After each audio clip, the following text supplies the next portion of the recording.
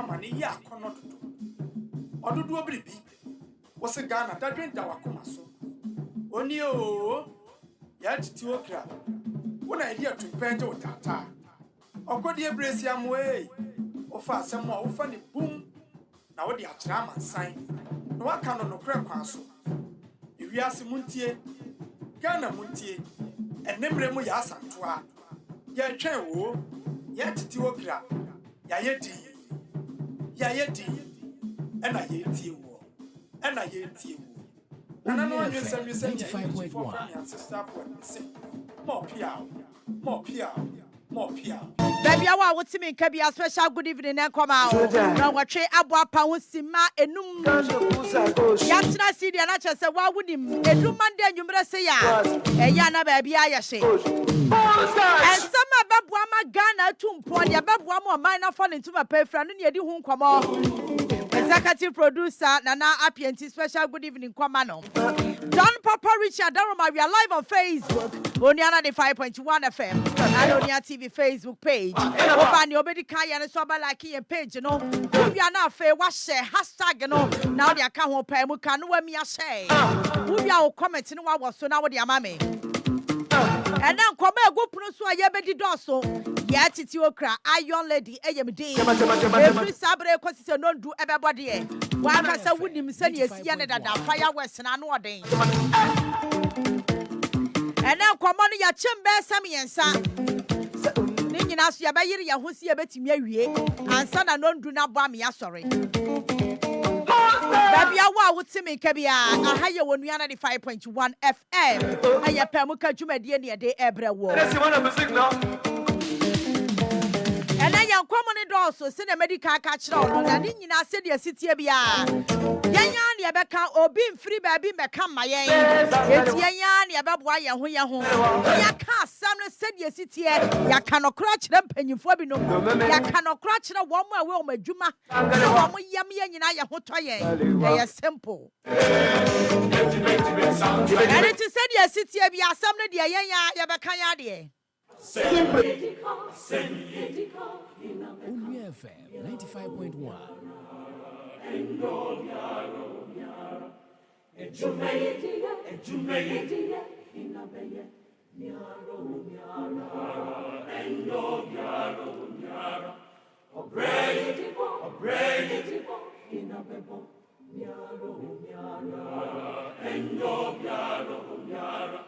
Semi besini fayra semi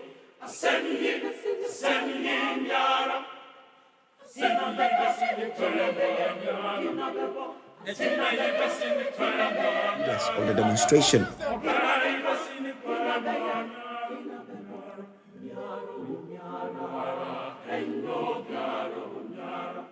Semi besini fayra semi yara Onua FM 95.1.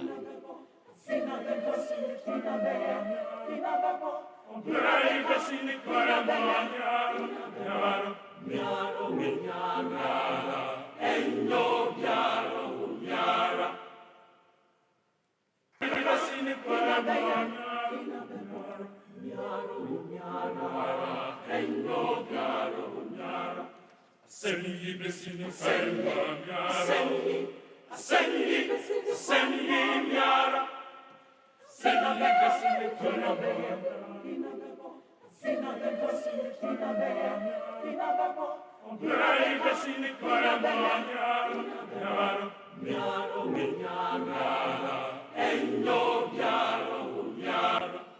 semi besini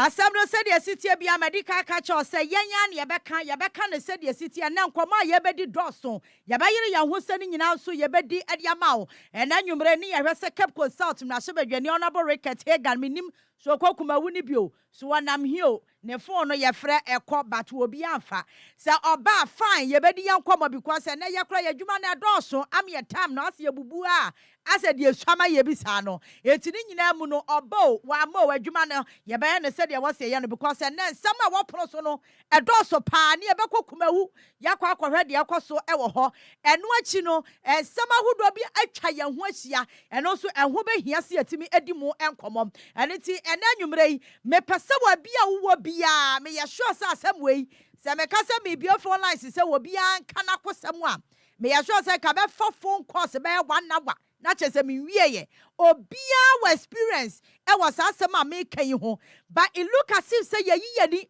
ɛna ade ne kɔ so yɛdi nkurɔfoɔ awu yɛkum nipa yɛkye nkurɔfoɔ yɛdi binom dam yɛte ho asɔman yɛyɛ yɛadwen sɛ yɛnka ho asɛm da eba na kyese ne ba ko mefa news item bi mu a ne akan na petre zam na ekɔ wo beti ase posifo akoy operation wa ma chi nkrofo bi wonte de besi na asɛm no petre zam na yera enti ye ti krom ha amiase nkrofo bi de langas wa ma gi kro na boso wo to asase a ne tatao but you see nkomo bi a yemfa yani nkɔhwɛ hɔ because anytime ya attention wo and a politicians ye say eti ye kum krofo but ya dwene ni so and that's me hwe issues a aba e was answer ase nkoma yi ho a dia mati wo basum ne dia medi mani ahu experience and krofo mo bam ya nya e was answer asesam no ho a ya te ho wo kroma national security e na adwe se wo mpamua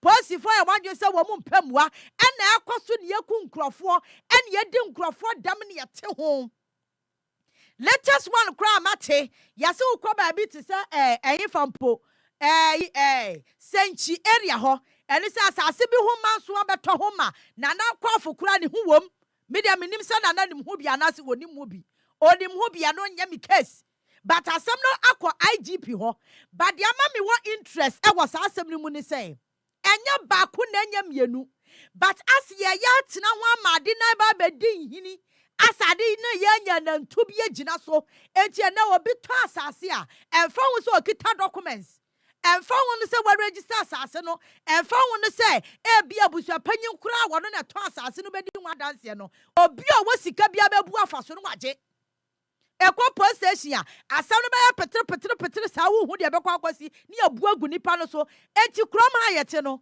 masam ma ya meka no se woni sika wasam swa woni sika wasam swa na papa yasam o ka kira me hwe ni din na me se agya wasam dia wonhia se me chi wa no gu afidie so be pene wase ai because wonim ne enti a areas bebre one cry ha enipa ewo ni enkrofo mo fa titi mu wo mo ebo ka me biafo na sisi a wo bia be kana kosem a wanya omo amasi danya dru level bi a yakodwiragu all in the name of yesi bi the land guard abusua bi ko krobi hine eni krobi so hine achese wo mo ko enti wona wakoto asase innocent person na wona mo baabi no se woni sika betwe manso woni mo bi wa baamu woni mo bi wa police adwuma ko mu woni mo bi wa national security ombemba wo bi akobo wasase ho banya then forget it what asase na boka and ayan komo bi a security threat but yete ho aya yadwen se yempamua enti ya betina sia amada asam no beye gegrawo afredi abegin samu no na afredi yani abre ena police for wahe national security for wahe ena ho for wahe enso asam a ye ka ne nne ya asa agragro wo beti yesi yakum obi da ha adan ya asase chese turuka wo mo ayo madwuma wo so mo hwema asam no asumdue ba no omu nyina wo ho obi ayedi aya na dwe sa asam no wonte ho maache enu agye so edide ani ya pi so but wo de asam na me pesa me bia so kira wo no papa na asam o ka ye no enu na pusu mi ameka asam no ade wayi kwaso but it look as if say yeyi yani enti ekoso but ebinto wa ya kan say ya beye wasum bebre asa na sesem bi ne yeto but people are dying teach you one cry ha is part of Ashanti region. Wo kwato asase wo abusua panyi bi ho Okoto asase wo kuro bi hene ho na sa wuti anye ye na samanso wo ho kakra bi a asamato wuni sika ba twemanso wuni sika be Highland wuni sika be ye we ya na ade no abon papa no se mo kan no me kama no ba mi gina na sam no so ne makache yera kanda pa say ade na ekoso wo kuro ma na so obi ayi nani no eye security threats so muni mu a ade abagye nsemu no ombekase ya kan no mantie. Don Rich, let's go. Me abusia panyin Nelson Anson Ejako Jakiti me ana meye aduana Jakiti aduana abusia panyin me nana kwa mu aforo nyina akonwa so no me na mete ana niema odi agya ho ni so nyina odi gya ho ema ne mma ne abusua no ne nyina so me na metua no na sese niema bi a ekoso ewo eye oman hene ene ye ntem no oni ni ye kura se wafa kwan bi so opese ojinsase no efi yensem atonton bi ama nkrofo a woguso yesu adwuma ya ye bia kitami jami bia nso yente enti ni America ne se afi onipa nso a ya toto won atobi afri abusua no na won agi asase ni bia afi abusua no o tata won ade langas ne boys a wo say ade ade hunahuna sa nkrofo a won abasa won so develop hono ama sabi hokra aye kama kakra ama yen no otata wo enti sa niema we ana hame enti me de abase monso mon kan bi emwaye na nia oye no ontwe ne ho mfiri ho sasase no eye busua ane madea enti momoame na mintimi anje asase no enfiri obia obe pese obe babe pre asase no enye obia dia eye kwa mu afro abusua ene ne madea asase no ewo senche ofi akrade na o de ko atimpoku no asase no adafi market na why ni police station so eben so ho ene wo famous ayibi so aye friend Sajuna honsase ni nyina eye kwa mu afro ensase enti yesre obia nso a enye ohene ne nko a na oka ho se o pre asase no onche ne ho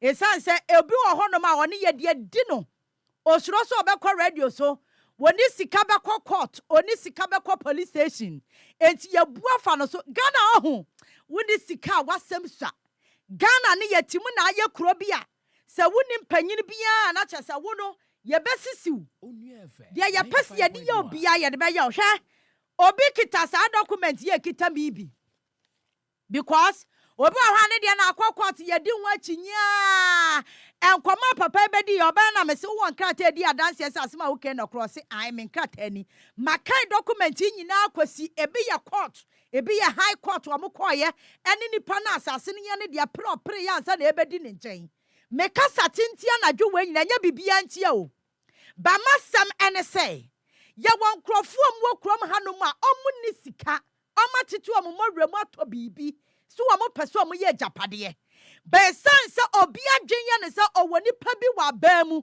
oni pa bi ani tumi so buru ni pa ne so nti me de sa tumi ni besisi ni pa no na magina japade afri ne nsam ana yete ho ase o se Ghana no ye mpa bibia mu o onto se ade ne be ye critical ebedu ba bi afredi ayo wu asem na kanya sa this is not the first time I yet to say yakuwa bi wa asase ho ya say but me won say national security afọ asem ni serious wo tia yaso ya kwachi nkrofo bi asem wo ya kai ewo IGP ho enti na me pese meko details ankasa IGP ankasa di asem na chi eti mi tisi mfimfini sa na asa mi gina adwuma aye.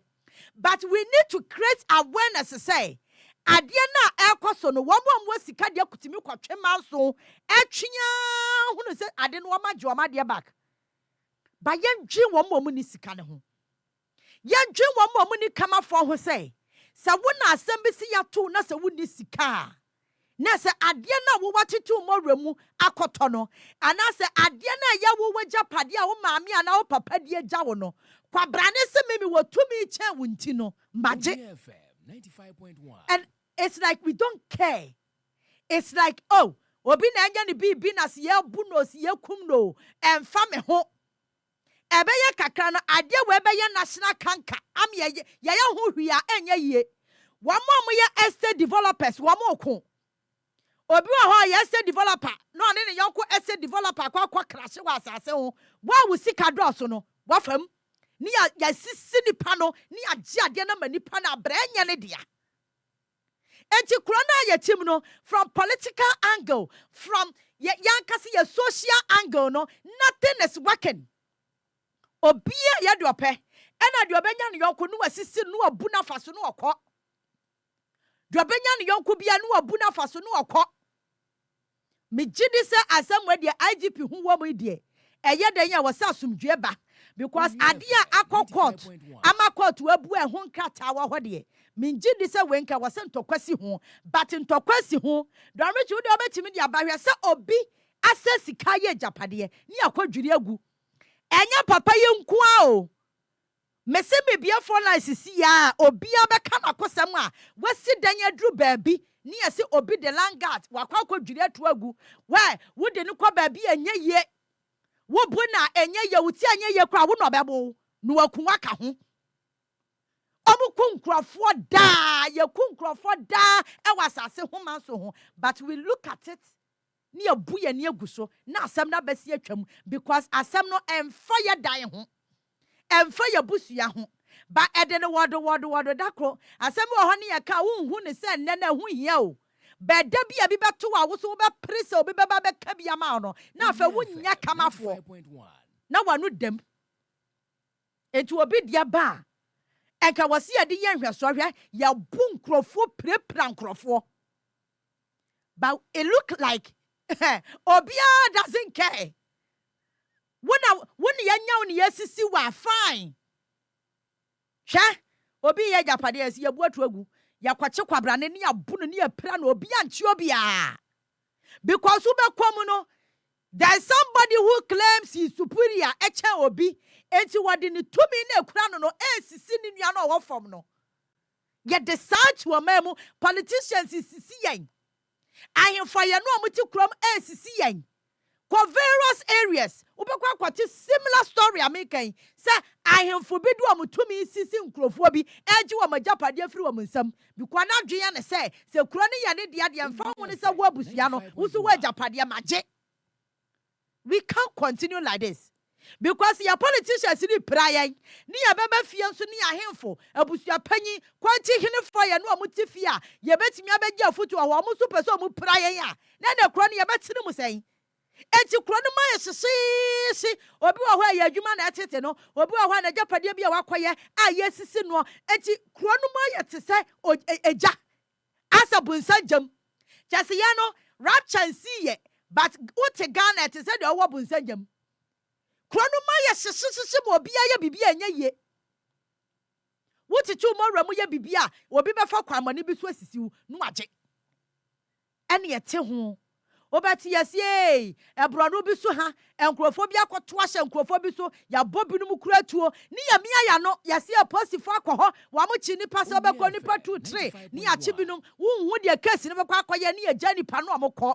Because obi ani tumi brute obi tumi so abewuram aklem se bia me nkrofo mpo ne wo mo ne egya wo mo no mokọ enti yeto amanya woni sika woni kamafo woni nipa bia wo tumi mu a woni kamafo enti se wanhwe yi a wo bebru mo jani amakwabrani abedi enso yesi yete Ghana aye woni ado yesori a da bia ne ye de ani asini baabi fa akoso mese saa de wayi ameka ho asem yi eda beje gogora ena de bia emfa wo fikyire enti wo hu se nea ehyefa but obi enam ne veranda ho no wonim sa asema ye kan ya hwe ya dakro ya de ne saa na agiagu yankase pampam honorable Kandapa, this is a security threat. I beg you. Enya senchifo ya asem nko amone omoman hene kunya asem nko a o. Bebre wo ho. Aya tata nkrofo obi wo ho a watade kro wontimi kwo ho. Because obekọ no na binuma ayeka e wo so twɛn no. Senya se wo benim panyi bi ana wo sika bi ode bekọ akotuatua bribe. Corruption. Obekọ akotuatua sika ma nkrofo bi. Ansa na bi o ma hu ne mobo aye documents amana. Wonu akasa di nanim fifire pe na japade. Wonu akasa na busu japade ne ye giafri ni nsam. A wealth to the wise is enough. I just want to send a message to Honorable Kandapa, National Security Minister, Dr. Dampare, IGP. I beg you, Interior Minister Ambruzeri, I beg you people. Adina ekosuna yayi yanino. Se yanhwe ya dakro beye dabone.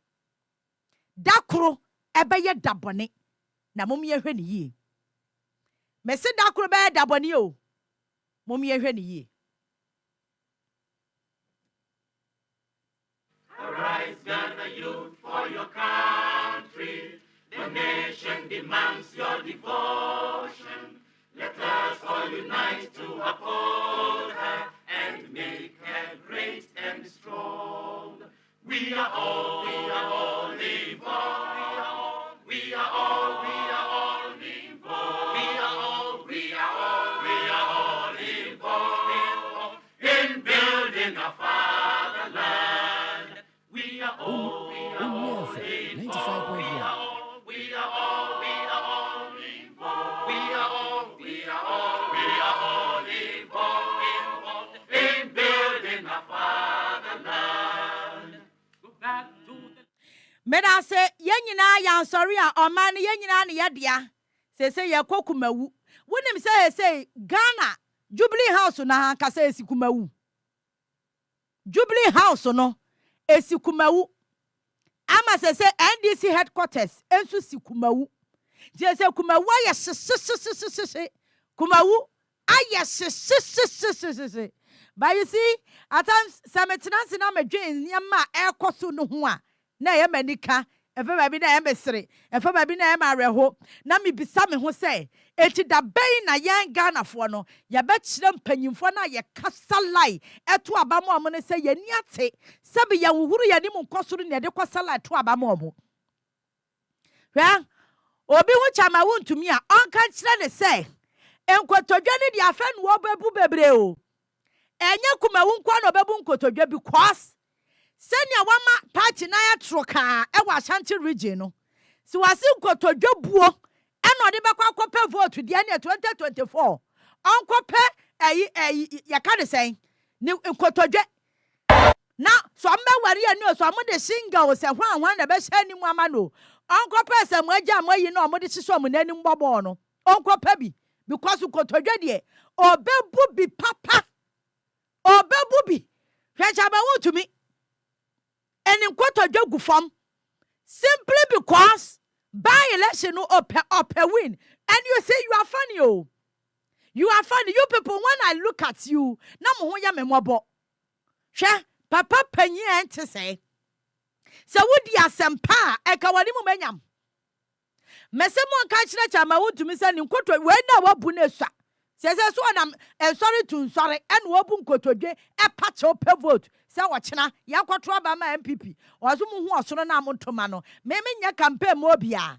But my point is that ade na chama wotumi ye no nyasa bem pa na wom nyasa bem pa na wa ade na oye ni mu don't reach to pause ne mame pause video me bia wabu nkotodwe na pause ne mame pause wo hwa e ma ne sori ma ne mu nkotodwe go back on your knees go back bu nkotodwe no aha afa pause wo ha ya mame hwe pause no thank you enti regional chairman wo campaign awode na me hu bia o enya chama wontumi aka me hu bi da. Se na de ya nam nsori tu nsori ye bu nkotodwe pa e chew se mo nto aba. Na wontumi kasa me ba ye no maye wei monhwe so na mo to aba ma me. It means chama wontumi ni message. It means chama wontumi nim say NPP mo abra bia wakumawu. Enti di obetimi aye ne say ope sympathy vote. And you know the reason why basu a year no mo over the weekend. Amo per sympathy vote. Because omo nim say year no so omo ye na ya fresh one crofo adwene mu a omo de ahuma bro e na be kwa akoto aba no. Enti a whole regional chairman look at him. Oni message bia o. Ni message o wa no. Se mesra mo me pabo chow mesra mo nti na mabu kotodwe mo kwato aba de ma MPP. Oh really? Chama to me. I'm so disappointed in you. Obetimi ahai sa wo langas fo na omoti ho no. So omedi matem but me I don't care. Oh. What I want to tell you is that Kopen kotodwe pa na 2024 de obebu de che we. Dia wanye asanteman no. Se wan we obebu kotodwe che we nti se wo pa. Kopen nan foforo a wo de begina wo na so na de bia ko nkotodwe nim na obebu kotodwe ache papa. You don't have any message.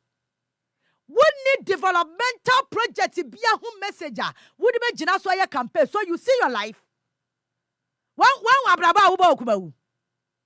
Afedi ya wonam ena wubu nkotodwe wo enkrofo nkwada ne mpanyimfo nyina nim e pa chaw say omwe wo nkotodwe wo buso no mo fa nkoto aba. Are you serious at all?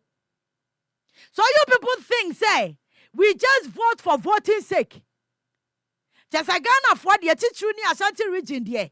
A son says seven one am come asem. Modia Jina Mo crack or Jina what the MPP flag of Bonne Hua. On the 2 barman in Tino, you are taking advantage. Look at yourself, a whole regional chairman. You couldn't campaign on developmental projects. And quote a job and I would pay vote. In quote a job and I did pay vote. Oh, really? And I'm a analysis. The reason why NPP is afraid, the reason why Chamawun to me is shaking, and the reason why the whole Jubilee House, Akwapia Okumewu, and Jubilee House are binding no. So he says $600,000 now I'm for the Abano, and the whole chain, Omo Kwako Winnie, normally about a party. And the Jubilee House in the Kumawu. Nothing is happening in Ghana. Ayakumawu and nothing else. And the Abamu Panyufo ministers. Ayoma Panyabe de Chile. Omunina Dorichi. What a video on your Sabato to be a roll it. Said your money abro muya campaign. Ne said your mujina stage so mu jawamanum. Me have videos in Libya. Me reti me ho. Na me bisa me ho say hey. Enti Ashanti region pani NPP and ISA. And you see, they know say eye dan Ashanti region there. Se voice no krati kwa form eye dan ombe wini. Mami ka se mi chiro. Kumawu 2016 Dorichi ude fa figures no to ansa na ewia ya roll videos no. Mami 2016 yakoto aba no. Parliamentary no. Yehwe figures no send ya turn out to the net ye. So we turn out na. Ya de beto to 2020 elections na. E course no ho. Afa wo be wo the reason why ya na chama won to me bu nkotodwe. O bu nkotodwe because oni message bia makuma wuman. So give me 2016 elections. Na ya hwe say 2016 yakoto aba ema parliamentary no. Figures na kasana say. When you get to see the margin, you understand the reason why. And when I'm a Pedro Richie, you are money free. So a money there. We will come back to it later. Give me the figures. 2016 parliamentary elections. We are 2016 now. Safele basua yai. Onya 14,960 votes, representing 51.11%. Dia kwaku Where 2020? No, mommy, 2016 answer. Aha, then you understand the reason why they are shivering like that. And chama to mean to jogu from no. Now 2016, Fele Basua enya 21,794, representing 78.17%. Voter Fele Basua enya ye no. Emmanuel Amwako Williams on a Jinama NDC onya 5,899, representing 21.16%. Opoku Che Clifford Ejinama CPP onya 188, representing 0.67%. Now check the two figures. 2020 when you are on Facebook, you will see the pictures clear. Now this is 2020. 2020 ya two ya Philip Basua ya wanya ni baby kwe onya 14,960, representing 51.11%. Kwa kudia awa bemu ene ama NPP fo ani abra wo mu sun awa mu ho po chechecheche. Kwa kudia no enya 11,698, representing 39.96%. Bernard Opoku awaya NDC omu vote NDC a drop here 2,439, representing 8.33%. Ena nana mwako gum ojinama chirabusum party no wonya 174, representing 0.59%. Now listen to Adiebi. Sa kwa kudua ya ene efiti na no Friday na me ya ne ho analysis emma ono. Sa kwa kudua no oye NPP ni strong NPP. Ena ne Fele Basua no omukwa contest. Ena okremu se omo chinchim ne nsa. Esisi no aje seat no anaso wo promise no wo mo chinchim ne nsa no omo de ma Fele Basua. Ena ne bufu ye. So look at the figures. 2016 Fele Basua enya 21,000. Now come to 2020. Ni vote no esote eba 14,960. Emma sa kwa kudua no no so ye NPP ni a entokwasi omuntam prime time our ten who say or independent no onya 11,000. Just check the margin between sa kwa kudua no and Fele Basua. Enru 3,000 votes. 14,000 and 11,000.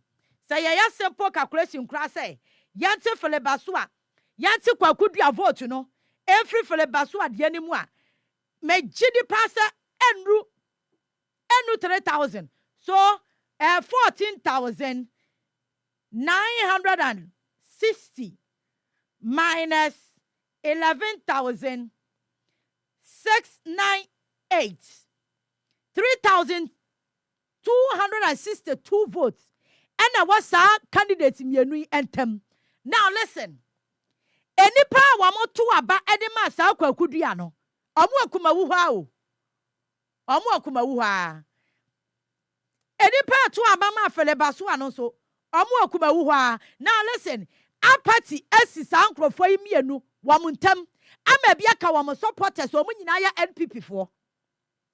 Akwai said ya famina ekoso na 2020 ni de nyakopon na ye NPP fo adom enka famina part 1 and 2 ene besi.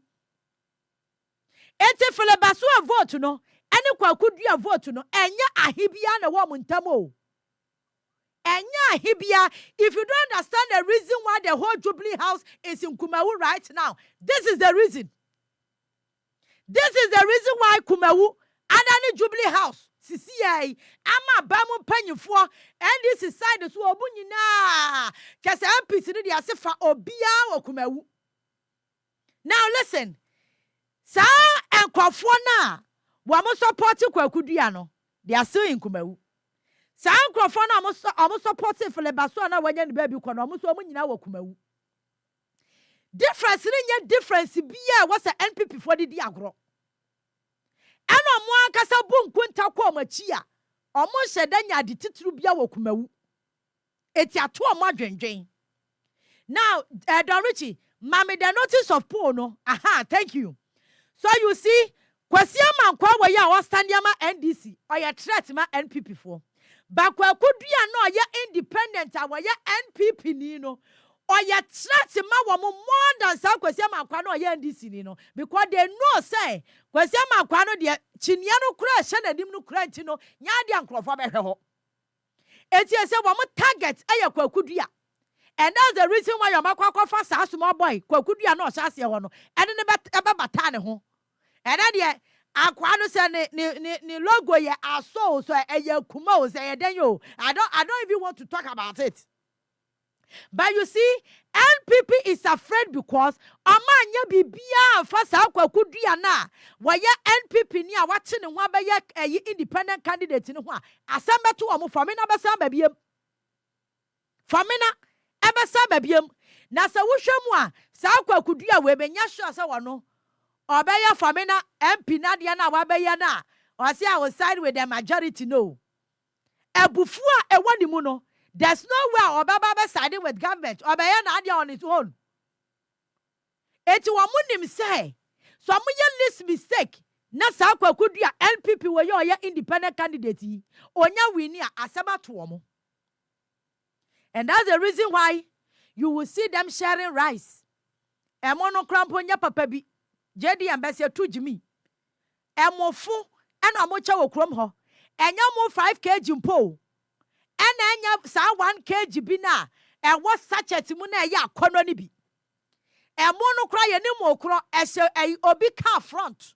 Eno de imagine camp ni hyem a no wasam yenu. No de agu polity bag mu. No ahwe ne papa yonko anim no de ama no. Osam camp mienu. No ahwe ne maame yonko anim no de ama no. The message is that GMO 2 caps na kwatoma NPP. GMO 1 cap na kwato aba. Gentoma poafa empom etuma na esini o. Ematima miensa na sebe wo kwatwu sister bi kura ntimi mpam age so onya bibi de ka ho. Anaje so onya 4 years no. Etuma sini. Ena omode ma maame mpanyimfo emerewafo emamefo a wo betimi awo omo na awe mrantie na omo nam omo che sa ne ma na so disgusting. And you see, yatsina sanyama when we sa amana ba ya de beti say ye normal. Aye your political system nimu. Enti you see these things. Obia ka wo hwe. Obia ka wo hwe o. Na ka ne papa mu a. Kasi say kra na was a special prosecutor wo interest wom. Na obisa wo ho say candidate na okwa na wonya mawini aba no enyema na wo che ne sika na ekom no yase chama wontumi ne nkrofo bi kura ne nam nsore ndemu ene ade na nkrofo chese sika omo che no enye sika ketwa sika wo mo che enye sika ketwa mimi ne kumawu omo kumawu na eka. And you see videos aba abonte yede yene hu bi no edi adanse pefe say so me sika kra de e bonus eno kra de last one eno kra de ketu akra wom ni ahye da tontoma e che ntoma sini na wa hwe maami na no na me ka say se me maame pa na se me na bi na me hu so di sala wa mu e kwaje mu 2 cups akadwuma me di bedu and the videos bi a me chance on them on social media lady ba ko na ni abre what bragiam. Aye, already there's no way about to Obama NDC, about to my MPP, and you and you about to my MPP. And you see, these are the kind of people who have problem, Magana. And Kophobia, my dream says, Ababa, one adreno, or me a problem, Magana. And it's so a bit of Volta region. Or say, I am a Danya, I'm to my NDC. It is NDC, and say, yo, say, and yo, so moya de bonnet, so moya de papa, maybe I am a Danya, may ye way ninty. Matu abako ha. These are the people who are headed from her.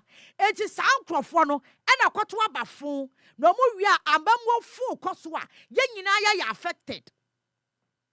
Yenina affected. And Dr. Bauman and Nania Bra or Sano. Nania J. Awasa. And you see, LPP themselves sit no omberini. But omu fear eya kwakudia.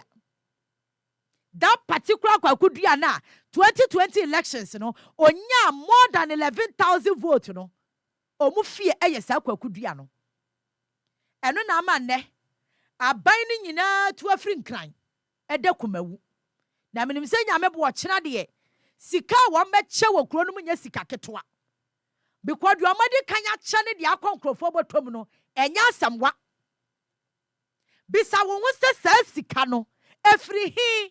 That is my problem oh. Saa sika ne niama no omugu so omo no afri hi one accountum. Even if we be a sponsor, we should be interested in say, ye be send the pakrona or sponsor na say, niya wudi di papai. Niya bisa say, anya biyo, enti wa sponsor no kwa. Ana wa interest bi wa baby. Na podi akra de so si t-shirt keke kro mo print ya. Ana pa na captain ka. Omo print t-shirt keke kro na omo chama kuma wufu a. Wa mekwa akoto aba no. That is eno emfa me ho. Eno ye enipa da se ni obanje mo bosume nkro anyankopɔ abo no de adwena tu tirim. So abaje party t-shirt no akwa akoto aba. That one is your business. Wona ati kuma wu ho. Ekwanfo a omonam so ohia ene a wo kyerɛ ne adwuma eni kuro no mu no. Papa kwakura bia me hwɛ ne video wo social media me hwɛ hoye. Ɛna me se papa panyi pa sei na wonwene hwe kura adwene wo nananom ne wo ma wo amuso ti kuma wu ho.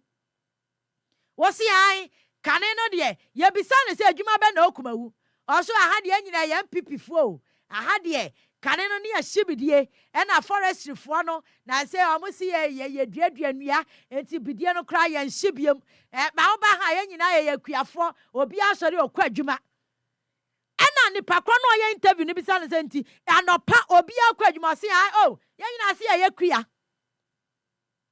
You see the kind of people omukwa sunlight eto aba eyi leaders emayen wa mu nyina afra ye mu Ghana ha o. Eti wo wani abre na wo ye analysis based on ideas, based on ebia nipa no do obetimi ayede abo akuro no ansa na wagina so ato aba no obi adwen ye ne say me firi ha me de ya wo me no mabusua mu no aha ne to abako eti me madwene no me mpese be fanhim biem achimri de achim enya dwuma biem analyze hwe. Baby, I'm a person, Madame Madjon corner, and one of Madame Madjon Baconaco Twaba. Ye bra wo crum hanginano, as a chirano. Yent nothing can say. I fear ba me but 2 die. My mimmy Sam who some too many pessimessy, fitting at you quad WOHO. I'm by a mia casa as gun and dear Narcissa wa my brabum. Senya wo gun and cry. Environment and patemwa what's yeno, bisa won't say. A dear Narcissa will crum ho. She sai. But 4 years in a beson. Ye besa kwa tuaba. E dia ma the same encrofona yet to abadema womono. Nothing changes. Darwish, I'm not important now. For mo to so ni yen hwe de akoso ho. Ahum se na areho na eya na it sounds so insulting say. Politician adwen ya ne se beje mo cap mienu na fa koto aba. Politician adwen ya ne se beje t-shirt na fa koto aba. Politician adwen ya ne se mami mu kotodwe na me fa me san kwa wiem na me mpa wa chew na koto aba ma me. You people, you think power na ye de man crofo no is just anything that we can just be giving out. Power na ye de man crofo bi edi yenso no. It's not just anything that we can just dash out to. The moment I make a decision is a kunkro. Nessa what do a man shabre ashe obin some fear nine. Would you crown as a consistency of Wutimuno, as shabre ashe obin some and fear nine and Maya would to mean your changes. And you see, Chama would to mean him say, this is the best way. I will bet me ama kumawu mai atu Abama NPP. Na kaminimu. Na kachama utu mube jina we usi. Oh, yaya way. Eti nyame ama ene isenye nyame adumo se yadenyo. Adimu ya wakasa bi se de besi bi afasi da me nyame.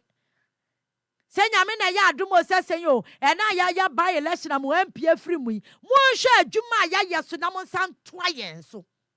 Sanya ye campaign. Sanya ye campaign. Hwɛ emrante no omugina hɔ no omode ntoma ne ma abrewa no. Asɛm a mo kaaye, ɛne abrewa no so asɛm o kaaye no. Ɛsere kora keke. Kaya so, okwa nipa na nifo nyimbo yanim no, ɔno a wohu ɔsoro na atoma no. Eti ɔmpɛso obɛma kwa maame no, ɛde na dwena ye adwuma sɛ me hu ɔsoro na ade na ɔsoro ne bɛyɛ ama me. Me hu ɔsoro na dwuma bɛ pa na ɔsoro wo ba bɛdi ama me nti, anase wadi ama me atwam, wɔsɛ me gyina so to aba. Ene president ewo Kumawu. There are so many disasters I see wo krom ha. Manchester nanado ebie nano aka ho asem da. Disasters ya mankrofo awu. Ghana adihia wu. Recent one cry yan kwada 9. Awo mu nyina ton hwom wu ye because Ghana abanya hunu nyansa se nkwada no omote fa na no wo mu twa nsuo anopa bia ne awia e na kɔ school eti me yato life jacket mfa nkɔma omo nkwada na ton nsuo mawu obia ni wo panyimu bia ni kurom hanom a obia na no ka asɛm no hore regional minister ni MCU kɔ hɔ no bo sha kɛse e na omo kɔ hyɛye. And you see, Sani aditi kronum. Eti panyimfo na dwen ya wom se. Said ye tie bia ne said ya wom peso mo ye yem bia no, o betimi ayeyen. Na kanya sa, ena de na asi a enwanwa boro so. Ye binsi danti Ghana politics tanya ye ti krom heye. By lesson just a single constituency. The whole presidency akwatire Kumawu. The whole presidency enam Kumawu. JDM edi ne de akotwam kwaje fans fine. And this year executive sigina wa Kumawu, including the general secretary, the national chairman, the flag bearer, everybody is in Kumawu. Single constituency. Akonya baako. Akonya baako. So Ghana for mommy yɛhyɛ ne yɛmisa yɛ ho questions sɛ ɛdeɛ na nkrɔfo we nya free abana yɛ toma wɔ mu ne mu ntia ɛba ne sɛ yɛnkɔto aba na ɔmani abere saa no nanka on a normal day chama wutumi sabe na adwene nya adwuma so anama na obubu nkotodwe onam nyina oduru na obubu nkotodwe na adwene nya adwuma na adwene yɛ adwuma pa wɔ nim nyasa na adwene ɛyɛ adwuma da hɔ clear. But papa wantino chama wutumi bebu nkotodwe. Metia video na I couldn't hear a word of developmental project na chama wutumi di ya campaign. Na sema waka nyina ya baako me pam chaw nyame di mu na mesra mo monto aba ne ma NPP nyame ya adom e benadai monto aba ma NPP slogan na me ka kire wo no chama wutumi ni message. Dr. Baumiani message. Nanado president oni message. Hey, MPP executives obiani message. Obiani message. And omunyina akogu constituency nim. Ana party flags, party t-shirts, and antoma, any amu, any sika, and omu che wo ho. Na so wo Kumawu na se wutie mi anadwu we wo Facebook na so a. Bisa wo ho say, sa emu 2 cup no. Muni pasan kra na mo no a ebeso mo na anya bia emu 2 cup no de ma wo no o ma wo sika de kotonto si ni anwa be yesi wa kan wana eti sabe wa kire se wonim nyansa to the stand sem emu no kra akono na fa nkire tum na titi di saa won sam fata se obedi emu ni stew interpretation a wo ho ano no because emu no mo sa ne hwen ka ho anwa nka ho ntosi nka ho. Hey, Bibia Kaho, it's an insult. It was no crap person. I was a wouldn't deserve your Diana Papa. Etiamono, who can you not in Chinutuma, no one is anadi. O be any walk Kumawua, or timidin and Sassin the book can say, a Juma when a MPP Yaba Yama Kumawu Menti, Monjasunamon Tuaba. Amwakwata ko jira kwa numu a wodwudwa na numu a na ai ekwa ne kra ne de wa contract dada na we kra no ye to buy election ni wi a contractor on free side obekoso nu wa ya adwuma. When was the last time amwakwata ever city Kumawu? So claiming so the kwanya ma contract was say when was the last time amwakwata ko Kumawu? Yay.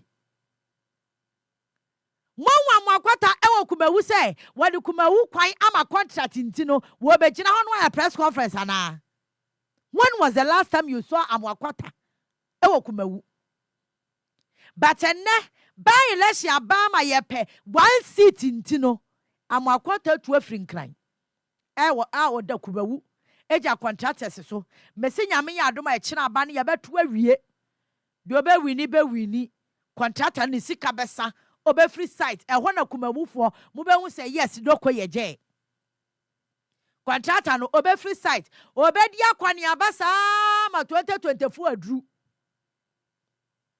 Sagana for no ya wo so party na eya party na se NDC na ya tilti NDC ya tilti MPP ya tilti NPP say ya mpese ya dwin be ya adwuma and politicians that take advantage. And no munim say, hey, Ghana for the dede kwa way. Okay. Womutimi nya hwe. Momi anya de epe. Ebra no so ani akwacheche, emoni ensika, any t-shirts. Obetimi di politics echi sa akwanya accident no wawu. Obetimi di politics echi no akwadi dem. No aya adeswa da na busuafo so. Na politician kro no kro di na chi no, ohwe ni mpo. But at the end of the day, obesenya enkrofofo from omadi nachi. Don't you there for rally now, Dr. Baumiani and Nadu Jinasiano, any baby and a poor no. Look at the kind of people, look at the number of people. One more rally now. Shani Padoma won't be good. Nabisa won't say, Sani Payon be Chashia winning in Nano, or Mumu send a year, Juma. One said your money, Ajay. Obi wa hono ma na re hwodo so si wonu amonti we ya waba si obesabi nu okọ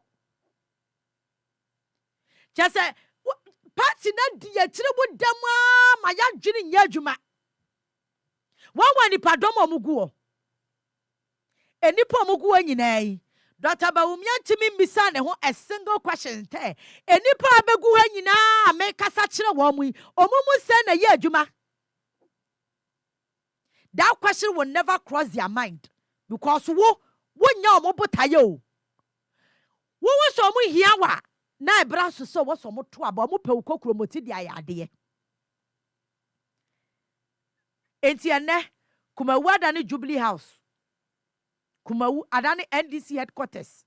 Obia wo hobi a single seat. It shows how Ghana for ya powerful citizens, ya powerful. Now so ya power no yan fanya hwe. E kire se de Ghana for ya wotumi anka ye betimi di ye kokromoti no apenya ma papa ma ye ho. But ya ma politics na di ye ntiri dem to the stand they say ye hu no kura ye mpese ye beka se no kura ni. Enti politicians na dwen ye omo say ade bia won pese omo ye bia omo betimi aye. Obi antimi nkom hwe enam panso don peso mo ye bia omo ye obi anso nka wo mo hwe ene na omo nyina ti krom ha enti asema pese me bisa Kumawufo ne say message ban ena NPP for de ma wo mo asem ban no mo se mo nyina so na mo nto aba mfa mayen eno na me nyaaya kwa kudua so fans enam krom na hwe sa kwa kudua ne de oye threat ma wo mo papa a NPP fo nyaaya enka aba no wan stande baba bia duru ne de ni aya na aye ena GBC fo ye demonstration me hu ye na emanika IMF na aba no so enkofo nim se ye ne ye pedede ena ne ye ka ho asem wei eni gi omudi akokumawu nyina ne se IMF deal na go through sika na bia di kanya ba e di omudi be party wo mo de be ye sika na mabo bra bia IMF report bia na me kan ye de fa free SHS ho HS policy ne de eye papa but target no eye wrong target because IMF kira say Ghana yen sika no yen GDP ye gross domestic ye sika na ye nya wo Ghana ha no ye de mu 4% and ye free SHS and oma dwene mu no it doesn't make sense. It wo mu susu se wrong target and ye te ha ye eti ye sika ni nyina ye de free SHS ye wi a ni asa ba gina nchen ai ye free SHS nti and ye boka Darich GBC for demonstration no fatu so ma eni nyina ye hwe bi kwa WhatsApp na check ma me ene adie bia wo bebo so bia se de na MPP aye free SHS wo kan IMF report na e kan simple say free SHS no wrong target wo hwe bra ye de free SHS no ene sika ekomu a pe IMF de ade na aye na ase nyansa bia ni mo because o ma sam ne say enkwada ne ko school bebre ade na wo musua no enya papa omo ba bonti a adwuma bi ani ho na no na me ne Onua line data fellas edi nkomo na me say fellas eto da bi na me kwa campus na me hu sedia enkola ne wo ho bebre na me bisa me hu senti saafo nyina awie school a adwuma ban no mo be ye wo kuro nim ana anya UPSA ana anya Legon ana anya Gempa AUCC wo ho GIJ wo ho Pentecost University wo ho Ashesi University wo ho name them Methodist University obia wo mo bio KNUSC pai omo kwa Technical University bebre so enkwada no IMF report ne kira say we are just putting the case in the classroom we are not giving them any output. Enti kwada no ba bue suku no be ba abante no ade papa bia ni ho amba o matimi aye IMF deal na I go through no first and I on Facebook no so no one when GBC for ma brabo yet to am salary at to am allowance so rough hey laila sani ya kana kofo bia dwen yom so yet ti di akasadodo yet ti kasadodo GBC for adwo am share Ena na omugina live television so eye demonstration. Oh really? Kakrabe kobia o. Kakrabe kobia. E say IMF conditionalities so ade aba no kakrabe phobia ho. Say nkania na yatum dum so etete yen. Nkania na yatum no ye say dum no. Ensuo bua na yatum no ensuo no kra emma de aba no so enya papa. Ye kwaya na se ye bai enti ye betimi de saa tena kuronum akwakosi daben ye betimi atena kuronum we saa brabo we akosi daben but ya adwo so say politics ni nti ye nka no kra nkyira ye ho se ade na ekoso ne nye asa abaye ya mhwe ni video yi oh me there's no way ameto aba ma NDC Semetua mentu aba no ma NPP candidate no kra de ane aba no kra men koto kra mentality e woni tiri mu odinam no enyo no nko a I'm just using it no for an example enipa bebre to aba wa Ghana hasa na ya dwene ye yen so on Facebook no so a video na awe na GBC for IMF deal na go through no first phase a hit to am pine enti ene GBC workers no mo ho no and then you am live television so ye demonstration o man la once ya tete the rough and we cry the say ketwa afa na nkrofo ba be lusu o madwuma afa ne ye be yi nkrofo adi ye nsampo mfa ni pa adwuma mu na say IMF no ya de papa ekeni Adia NPP abamu panyimfo ka say Dwamahama ya incompetent nti eno ne setekpe ede Ghana fo akwa IMF ene hwe GBC fo abrabo hwe omo no ma begu office nanim ko jan oma block kwan ene de we ya nsamtwerofo cover nsamtwerofo enti we de ya yonko nsamtwerofo ne ye cover omo story abomo ene de nya omo mom na cover obi story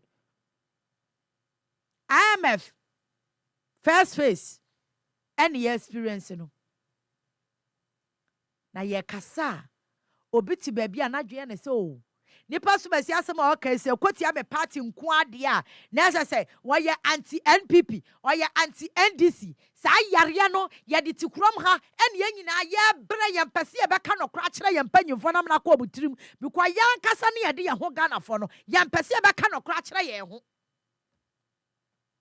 enti ene one seater atonti ya tam Jubilee House ni nyina akoda kumawu ena Ghana aye stand still until see about we kumawu election no bibia nkoso until say nyame ya adoma wo chena ye beto aba no ne abobbo ne ya wo say MPP fo adi nkunim no hwe nkoso wo kuro ni mo $600,000 so ye say na abeto won de what the omni be party no wo ma ye dada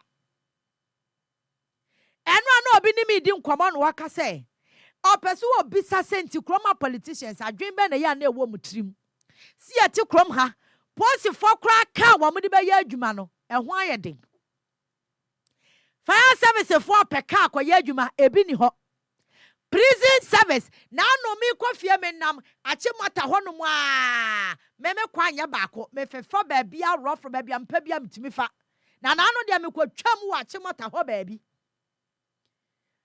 me kwawe a prison officer e the inmate for enam ono prison officer ni wo fefre kura wa chen prison na odi na chi no because kan ni ho we me kasa sabro mo free sawam sabra wo mo free sawam prisons eno amode omo na machi mota ho no omo do owi a omo bebo ne yes sa ananti atwi street ni sa na omo se na prison officer no na tade afo na tade no na official way no se dia mo asia afo ye mfifiri a utimi se kwabra ne no wabre che prisoner na wode ne nam no prison service for ni car and I pay immigration for car bia me hu se pie free wo mo office one ma e pie pick up bi na I said dia ne hwene pa sugar na ye de as immigration for car na ekoya wo rebe ho na mbom primary sekeke MPP for babeko pick up pa brand new a wo ma yiye nya pick up ketwa brand new pickups ene yayi ene ya brand ne ho de Dr. Baumia photo abo ho enti masema mi bisa ne say ye wo sika ebeto pickups ba ye ne sika ye ne beto kama security agencies dia ye adwuma ye ne sika ebema MCC akwa ye adwuma ye ne sika bema shragefo enti chase ye no kroma no se politician pade a eye pa dia na adwene pese kire ne bia no waye no okọ at the expense of me no taxes o enye chese obi kura sika wabri ni moja ni na wanya taxpayers money na no me kwai kan yo mo se o eye gift obi na de bre no eti pese me bisa se ye gift a nipa no de ba no otua duty we need to investigate it ni am bisa se nipa no wode sa pickups no claim say or the beche Dr. Baumia so my afanya campaign no otua duty ana Dorichi post it and let's see so otua duty amuma ye hu. Wow, these are some of the issues, sir. And can was a special prosecutor in your interest womb. If you say a sponsorship, nobody is denying that fact. But what your duty, what your tax was what you was one, and now because to say, Dr. Baumia for you in a bohunti, why you free? Abra will be a bre, ewo kurobiso, abri ni mojenia toka. Obedro Ghana duty no so bro swanti yesizi ka no a oshin ka no e dia makwabra ni bi ono te Jubilee House awa mmere. You see pickups in your brand new policy for peka kwa adwuma bi ni ho, fire service for peka kwa adwuma bi ni ho, prisons officers baby bi ni ho, immigration e bi ni ho, but any pickups in any asane line no aya wan sika nipa na all sponsor na de beche ba umia free no what the fa he what the fa temaport a tax a wotua wo ho e wo he GRA Ghana Revenue Authority your individual bi dia e ka bekwa kotrezi go and trace it and take the tax Say ya Ghana niya, ye miana kosi se Ghana ni no be suffocate. And 4 biaho. Ghana ni beti biya chakwanya temapot up and down because duty ya done a castle no one akwa bring mo jani wa brochira ye adwuma pesikato ka ni bedru hanoma ni ya sisi ka no ni ya ocean ya ma kwadwofo bi oti Jubilee House so say ya ocean because ni penalty me antua duty. These are issues are ekoso ewo kronum nobody seems to care. Ena ekoso ena obi ya duope because enei power ewo baby. Eti say baby for so predendende power medu am side. Enti ena Ghana no aye chacha o we to a odi ne yonko ana okọ na we so abeto no odi ne yonko no ono so abefa no okọ eti ye de Ghana na egura to pressa ye de Ghana na egura to pressa go and ask Ghana prison services say omo ka wen ka so omo de ye adwuma wen edu tembi na wo so omo de image kra kwakwato a omo ni ka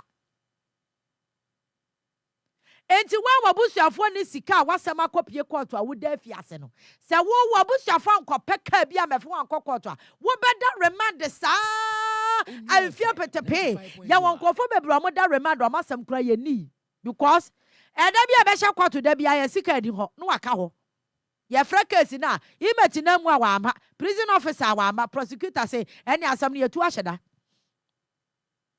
ba ye be co primaries ye nya sika Emma yesi obi na sponsor atokase na ba beche ba ohia. Oh really? NCC ifo nya ka akoye adwuma ye kiri wa hu. NCC ifo se ye hye wa mama ye kwepu am yi a omekwa kobie Ghana fo adwenim. Eti NCC ye be ma oma ya redundant no mu guo. Wo mu su ni faso bia na omo tete office. Wo mu nya hwe. Na politicians ni na masore dem na omu bu nkotodwe. Na omo patch up vote. 05566924445 Onua FM 05566924445 esi sabre yi ko bia wo ba join conversation live now so de wadwen kire aba Otemeka good evening Yaa Titi good evening wo de ni ba bia fra me free na I'm me giving just when I have no babaria ma me ti o mama bo abaso na me bo captain so abaso na moya mapa me de no pese me ka ka fa chairman tumi na nya chairman tumi na esi na nado hye no bottom and then chairman tumi na abekoto pa mabunu for church omo to abama kume de mi kumewu enye no ferry so abekoto pa mabunu cho ana ye mabunu so ya ye gu ye nimu asidodo ye yo nti sase kom die ama me hu emu wan kapu ji akoye de 95.1 Sebi emu one cap. Untimi nto emu ka one cap ACD 10 si untimi nto. Ya mebunu se egbu enu masidodo. Na chairman to me de ni guafi. Bye bye. me so me da say 05566924445 Tontina 74 T74 for short. Yano wa pebianom immune booster papa. Ebetumi am wa hoden na yi yare bia firi ni paduam. Ye pe yare aye krankro wa no madura wuntimi survive eno ene ye pe. Otemeka good evening. Good evening, madam. Wodin ne ba bia frame free na minti o. FM Justice. Okay, free niba. Ya me enhira mo. Me pese nanka menya mo no ma nanka ma frɛ nanka e di nkomo be serious ma. This now we are talking about is serious to Ghana no. Yenim yenko enu koko rehabilitation aduma ya wo mo ye. Ghana Kokubo CEO as we bu na egu so. Go and see workers are there, they are not paying them. Koko rehabilitation. And aduma na wo ma ye aduma 2 good years as is say renew another contract that was na ye. Because koko no we hemfa. Was almost take koko CDs where 500 or half 400 or 400 or aduma no mo ye na ye. Koko ni na sisi wo nwrem. Because they are not paying the workers. Ni na sisi wo nwrem. Honorable Community Candle the that way by Parliament say one more Parliament we say one more investigate one more and do baby name a strong MPP in Makoye Jumani Vida. Now Ajumana say that planting for food and all. Would there is a cocoa board a Jumano, see where Jumano. Our the buy won't say 2 years ni cocoa ben I Wayma almost 2-3 years ni Abana one more tilla. A Jumani na say. Now do you know the funniest thing in the womb? Workers na year Juman moon to Yawanka. 3 months, 4 months now, one salary abba. Now, after the most of the contract, neighbor, Kufu for say a fanek, and the Quanet it is see one in the company. A fanek now most of the company neighbor Beshan Sano. That company no only workers. It is 1 more year, Juman last 2 years. Then go for now, this is almost air do dear cocoa near Wajuma. Most say, Mudi company now, my fanek. It is them for one a warrior Juma, and as our friend company no Eddie Musica Eddie. And you know, what is the essence in this Moody company, no Moody contract, no comma after neck, no. Not as I said, the Dick also be a VD or Huntina, or Mutumidis are a Jumano. That plant a cocoa board, a Jumana, a rehabilitation, a Juman, Pamtoma, when you come, Papa, Moko Western or Samla boy, a honorable see when you come, see when Axancasanikum, a France, a Moncoya, a Moncoya, they won't cockot. Okay, Medase. 05566924445. Don't reach if I phone line no to Facebook no so say ya. Mo share live no so obi abeti me any opportunity na wa join and it's 20 na ne de makama cho say immune booster papa de enoa e na wo hia. Your number is 0246 073498 and 05016289 and Otimeka good evening. Yaa Titi Okrah. Nyame adome ho ye na so e. Boko mpache frema no kase free da kuma. Mabinti o. Yaa Ghana de baby America sing ya. Enye se mele person Ghana bi you. Yaa. NDC NPP mampofo. Na Yaa eya na ya na se ya na se NDC NPP ya 30 years. Ubi mo bi we nya 40-50 years. And ya will meet to party him saying say party me kuran when you tell ni ya chawa mu fuji and toma iron for target pump you see watching who send kufu mu dia dia go ba ya Rwanda crew say yes Rwanda here and then say Ghana to ko si Ghana for yema yeni na wo yema ya jinu na wo nyu say this people be to be ni nyai support Syria callers na dia ya hu yes, so free, you do much. Obaya, say, Okan. BBC Accra na different region. And 24 police for Nadia, the soldier for Yara Kumu, Ade. Ekita bomb, kita giant, kita pio, kita yen, Yakubu, Ade, Yenesi. When some Muna Bonya, we do Namulu, Obaya Empire, may one say independent candidate, you go really kick it. No true will be, which I want to say a good coma and a good to the battle. You come come on, but the wolf so cool, Swama Casa. Ye Casanoma betray with you, some people call it not better, and if you are fine, ya baby, ya quite baby, and I suppose when I say the Marco Pacho. Yanko Ponyo, Medase. 05566924445. Wait me, I join a conversation. Good evening. Hello, good evening. What do you need, baby? I'll frame me free. Pacho, I mean you. So my dream track it's about time, the youth, we have to be serious with our own decision making. Because I didn't know what I say. And Penifona said, your mind is a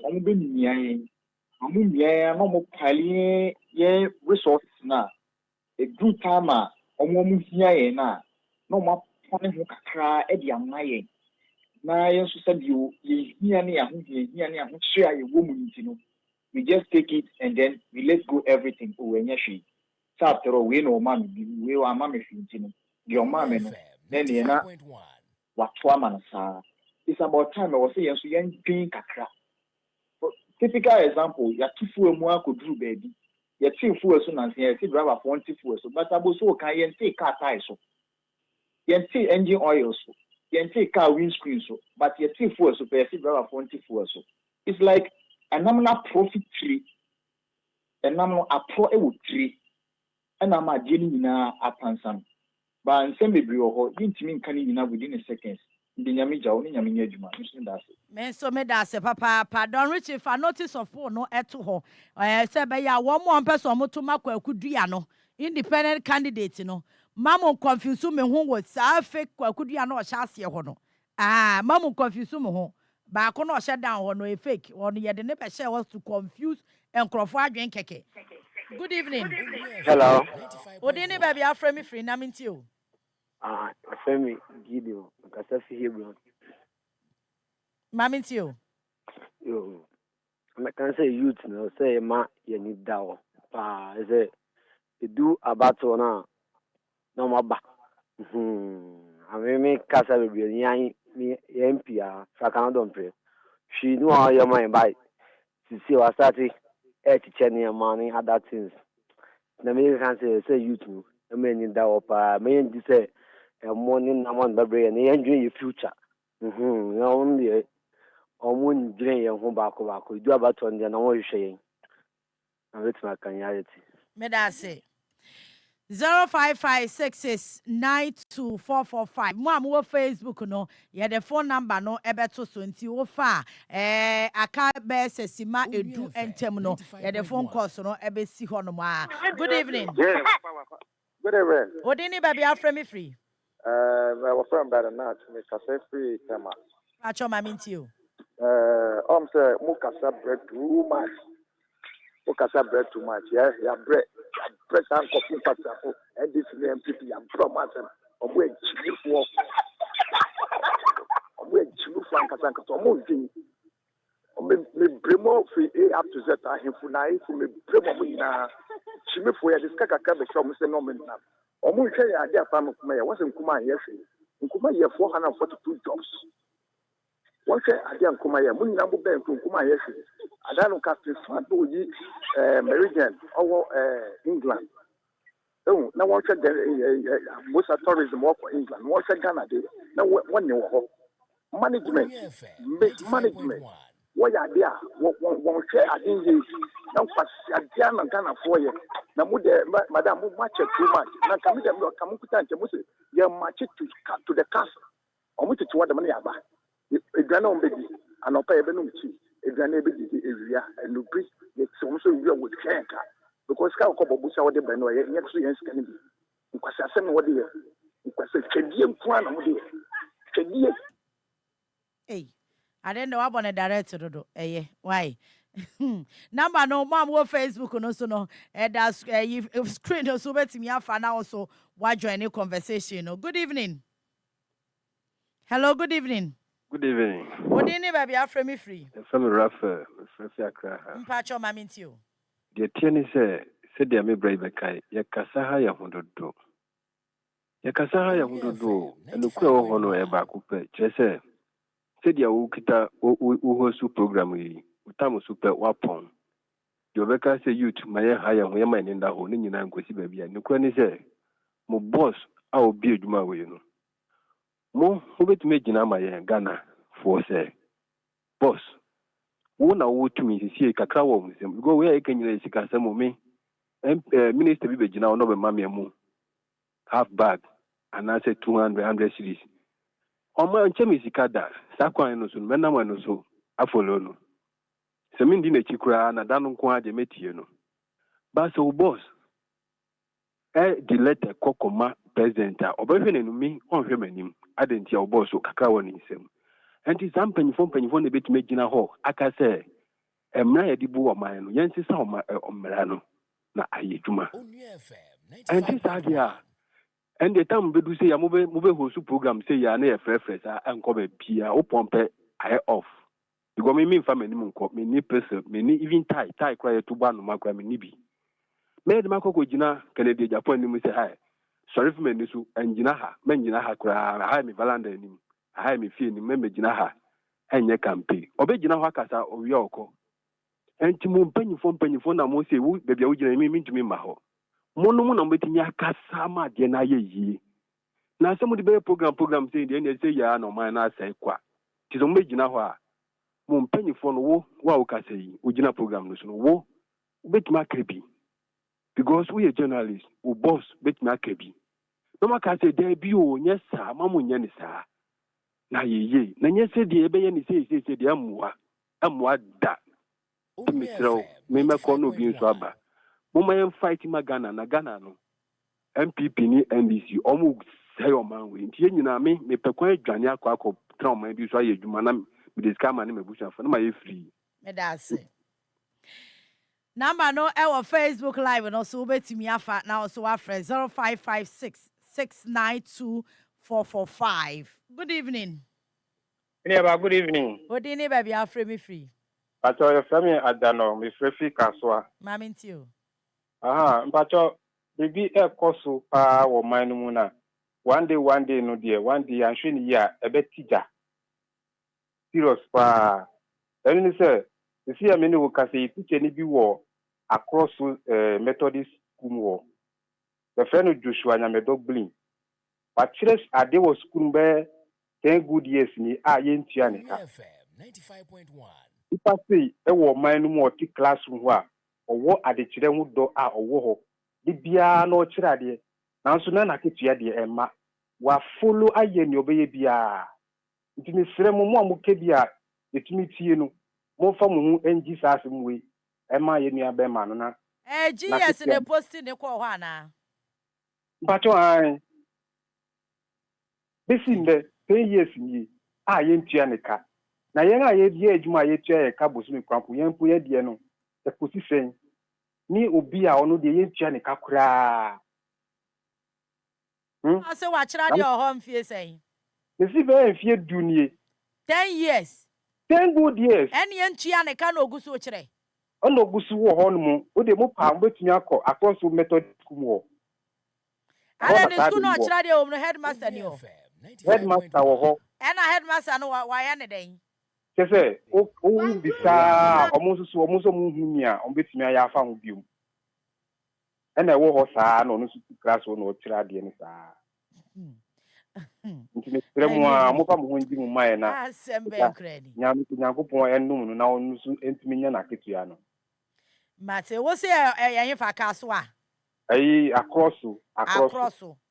across Methodist school. Okay, mate, across Methodist school. 10 years. Wow. I say Kurono, same bo ho na wote kra na obisa mo say is it possible? Good evening.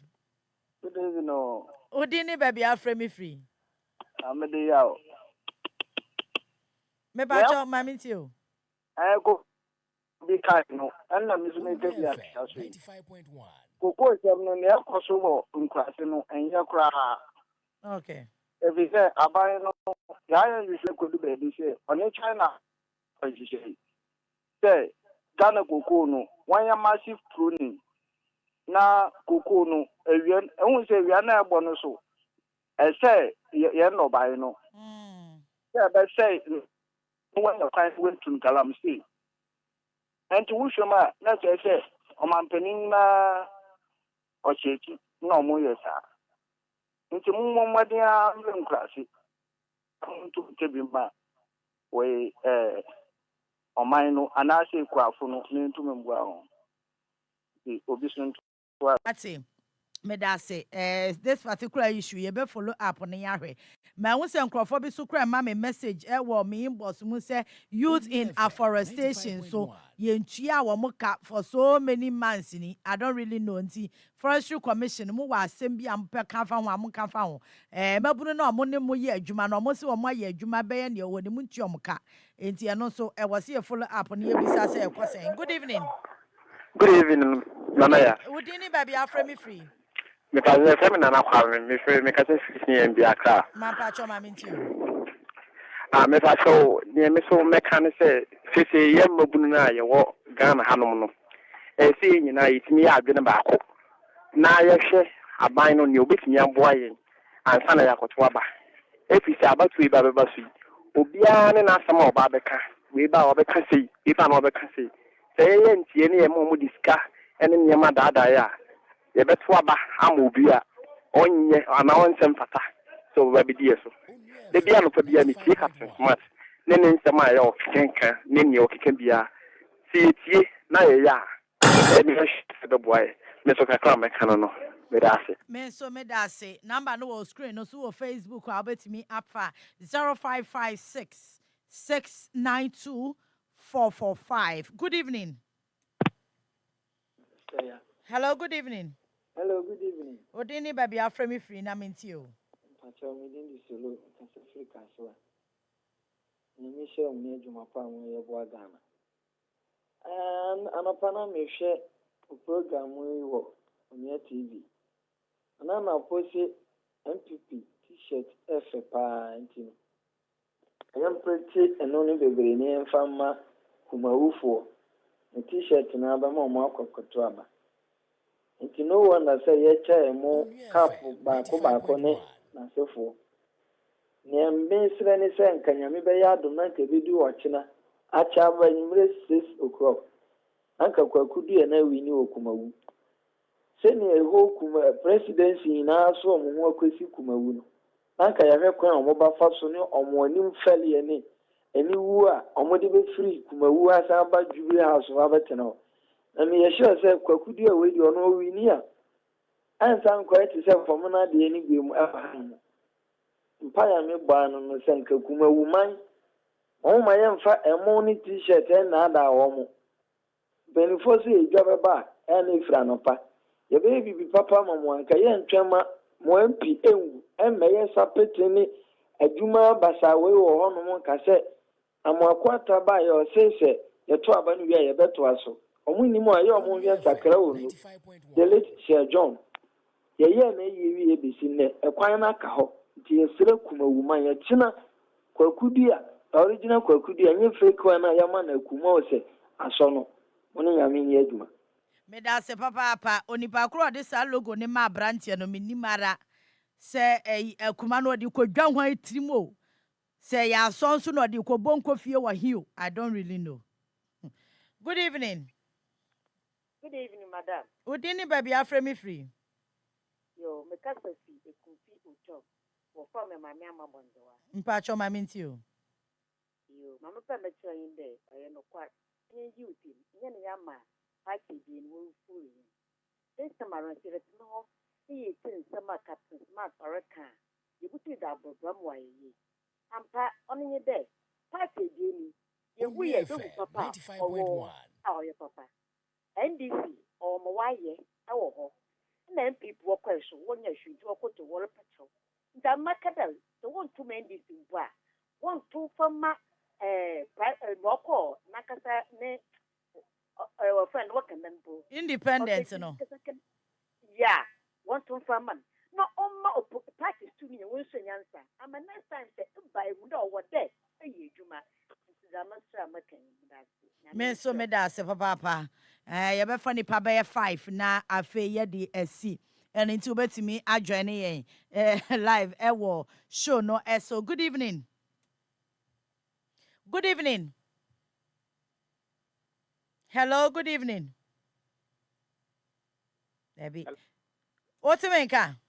Yeah, me too nka. Good evening, baby. Afre me free.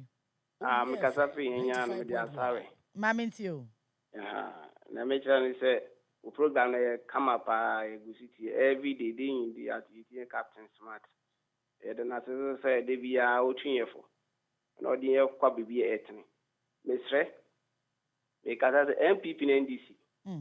Di ma papa bia ni wo mo di bedi abo man no. Yen hwe ne yen pon mo mfi so. Ene bebo ya me da so bi ni to aso. Me so me da se papa simple and short eno ano no. Me wo kumawu a enka ne me campaign mu odin e dia makwakudu a me so onya kwakudu a fake no dia akofa kuma bi a hye nanim dia buburo da nanim no ai me ni ho ntime ne den. Good evening. Hello, good evening. Hello. Me so onya ready. 055 6692 445. Ubetimi adjoin yen. Ye fani pa be 4 na fe ye de si. Good evening. Hello. Hello, good evening. Good evening. Odini baby afre me free na yenti o. Oh. meeting the bid, Mukasa for East Legon. Bacho Mitio. No, but maybe I'm working in the two parties in Omi, Omon Bolanga, Omon Ghana, Omi, we are the man. Omo because they are NDCO, NPPO. IDBA ni them two party ni.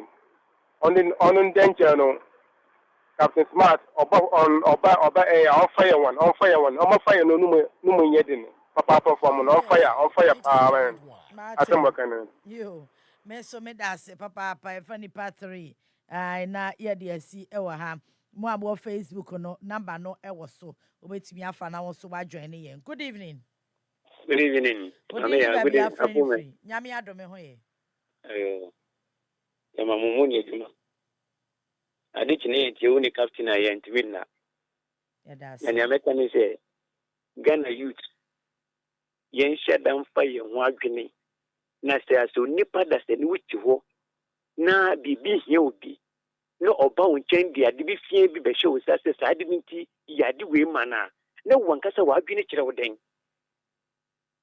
Ghana mpemfu ni mo man no ti bi o man no wom a ese wo hwe man na ko man ni ye nu wo pere wo ngankasa won di and wo ngabusua de eja o man na to no wo ye ne wo pe hwe yes ayi kumewu mewu hwe only ja MP the whole parliament ato enti should in case say country bi a to trust them wo wa and wo be ba na ko nga say we nga say parliament wa ma won enti ebeka che me ka che Ghana youth say wo mayi nyina yen fa yen adwene that two parties no wo mwa yen na mwa yo china enti say ye betu at times mama ya me di captain hu ya kakra to the sense say oh anya me hwie say na captain say na woni captain si kasa ne ofre nipa kukudama wo be oye wo interview wo radio say yiti won kana yitumi say you wo abada bi ma oman no den ne captain kwan den ne mumu kwan them was standing for presidential na yitumi vote mom if you cause e ya mun kriti we bi ne ye first ye obi ando ne tiskana ne mbo ye mun fanya na mun jo man no mayenge ye bro mami ya ye bre Captain Betty. Me ka semi okuani o. Me am ka semi okuani. Fertilizer edi ye fu ka yentumi nto. Ndro edi ye fu yentumi nto. Ye ko ni den. Ensu de bia ye ko pebuse wo man foforo so di bomba yim. Edi sika ne be ye ni ense se ye. At the end of the day, yes, a special prosecutor, prosecutor. Youth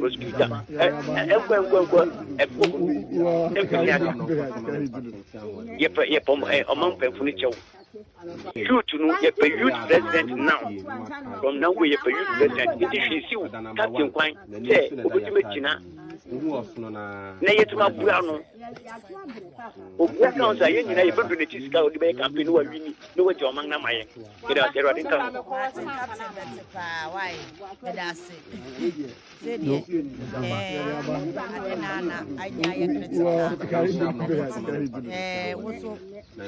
What the other say, party no be a NPP, alternative never. Good evening. Good evening, madam. Would any baby offer me free? The first I could just free. OEB. Mpacho mamins you. Na, the pacho. No can be said about me. I bring a kite to be. Na, pacho, Mahama, will be better than for the set home by them. The friend. It is all Mahoma, well, me has to be better now. Any more minor. Matthias here. Matthias 95.1. Aha. And now, sir, Ubu Chamo be discovered toll. Now got 277 Pasiaba. No man, and the count because with the yaw, near before, as a son in Shabia, can be born minus war. Yena, Toma, Toma, MBB. Even a Tomano, I think they'll come with there will be out there. Why will be out? If you call my channel, and Yara was as a morning guy. Ah, and between the Paco. Bob Kana Monseno. Mammy, bye bye. Medase. Aka last 3 course 1 2 3 na afei wadaroma ye de phone no esi ha ene metomebo menemo e na ye show no moyade. Good evening. Good evening, Auntie. Yeah. Pacho wodin ni baby afre me free. I'm Frank. If Kazafi in someone. Me pacho ma minti o. Auntie, MPP NDC Bonnie Bempa ne de ye. Ni ayaya omo ane se ye to aba mo omo eno ane bone ayaye. Na ye to aba mo e Bonnie ne de ye o. On my Ghana there will be beer goat be beer assassin it will be your be beer be. And so you bless. You do computer no more kochamu 1 cup 2 cup 50 Ghana. Because I think some don't pray on your shu. Okoka borgado obebu. That's it. Aka nipa mienu na afi ye de asie fa ye last 2 course wo ahoma no enso enenti obaso aye be fa na afi won so watimi adjoin ye live wo conversation no enso ye fa ye last 2 course. Good evening. Good evening. Wadaroma odini baby afre me free. Mpacho me de Francis me kasa free ay oyarefa. Maminti o.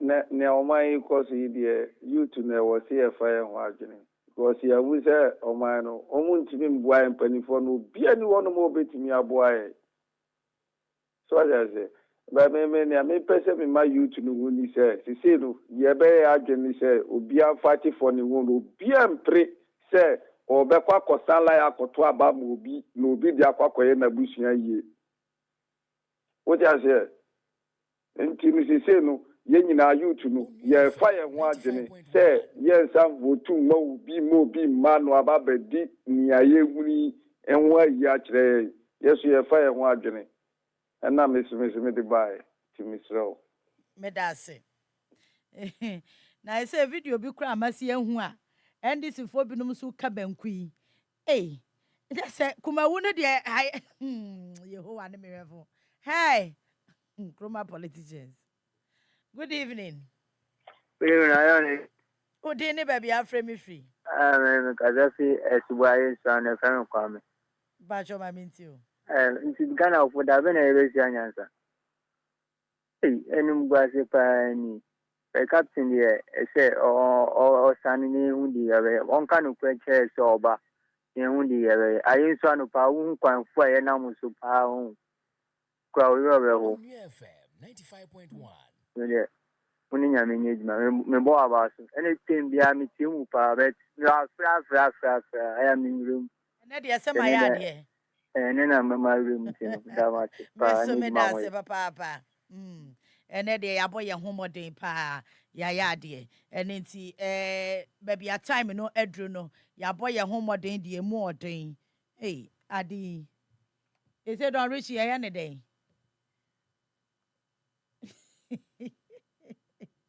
Mame fananya sadia manya fe. Good evening.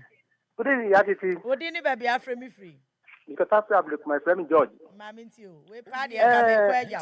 Bi pa so bridge bi wo Ablekuma e ko bro party. Na insoni to enu ayi bridge ni na ka mi fa ni pa mi ko. Oh mi bi sa se MPs ni assembly no omo wo yi. Omo wo yi. Ushe na obi ko tomu pe insoni di ni be ko. O ye strom omo mbra Ablekuma na ombe ye bridge ni ma ye wa ye. Mate wakan de o mate wanka sanka ebe ha dwen enti Ablekuma madaroma se DCU se MCU se hwanyo wadaroma monkohwe na ankofa atorenche ma mansa Ghana panyifo de agese mahu se obi awu obi nwu ya asemu hu ne se asem aba minim se obi wu na ya musika bawo se ye den yo me eya me dwene ho a menti ase ade a ye betimi a prevent no kwabra ne se me prevent me twense nipa hu wo ho ansa nipa wu ane asan line ne akoka Oxford dictionary brofo grammar ten ni apragu ho we are cars via you can say convoy nurse so sa allowance on meje wo ho obi awu. Oh, Jesus Christ. Maybe I chop for Tontina and pay you for 0246 073498 and 0501 628931 T74. One more ena eso yasene e wo Pae Mu Ka dwumadi eso makama cho se immune booster ba ko ebetimi aboa o ama ni padua sisi ne ho so eye tontina wo kidney issue, liver problem, wo akoma lungs na afei wo ani yade wo hepatitis, wo pressure ekọ na abanti wo kra de wo de adro so a mesre wa bo homoden wo sugar ekọ low na ekọ high, prostate wo ya sickle cell patient a wo kra de wo hia pa enso ye ba betutu ya fe na kwabra ne be ka che me se waka dem wotimi nkọ adwuma ena adwuma no ho odin IMF deal na aba no de be bata ho a e ba besisi no edoso pa etimi hye ko pedro na ho entimi ensisi ho so no wanya ahode akọ adwuma se wo HIV muawa ni bia me hye ko pe eye tontina nanom menka se jai antiretroviral drugs nom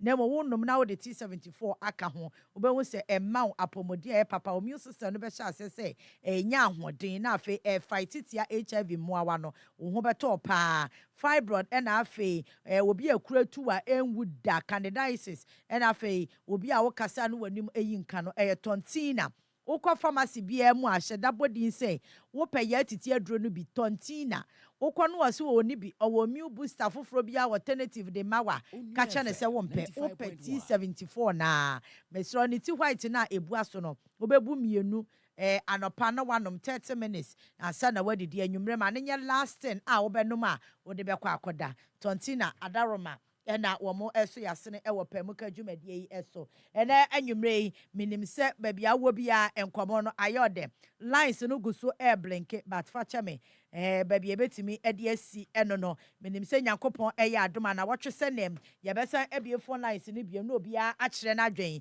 se meya so mere na obi ka na sem show no menimu a ena ye muni ho ameni ho enti e wose me mamo kwan se ka bi segment no e wose me reduce me time na metimi edi bi mamo na mo so mo kire mo adwen I will do that se be ya mo so betimi a take part e wo show no eso nyankopon endom ye no ka ye ho Don Papa Richie na daroma wabo adwuma anadwi eno de ye ekọ social media no eso nyame enhira obi a wo fia wotie ye nyame enhira na nyakwoche sene yebesa eni wahia ewo Pae Mu Ka dwumadi eso Facebook nyame enhyamo pa ne data boyeden enti se wutimi to data na wugina so hwe ya we need to appreciate you comment pillar 2 wone won krofo no nyina kwensta mo nyina nyakopon enhyira obia mo fa ncheme Gina Kwe J Bernard Akete Maxwell Ochre Daniel ba Oba Kofi set and afe Awudi George Collins Ofori and afe Lumo Felix edoso ene de Facebook no maya de nyame o nhira mo papa se na data board no mutimi ejina so sa e wose e bom aba so 7 Eda Listo World Dankwa Osman Hussein okay and mo messages no doso me kasa me kan mesa atena ha ma another one hour cross am beto me na me gusu kan ekwe Emmanuel Alaji na Kamal bebre nyame nhira mu nyina na watwe sendem ye be san ene mo ahia biem e wo Pae Mu Ka dwumadi so live on Onua 95.1 FM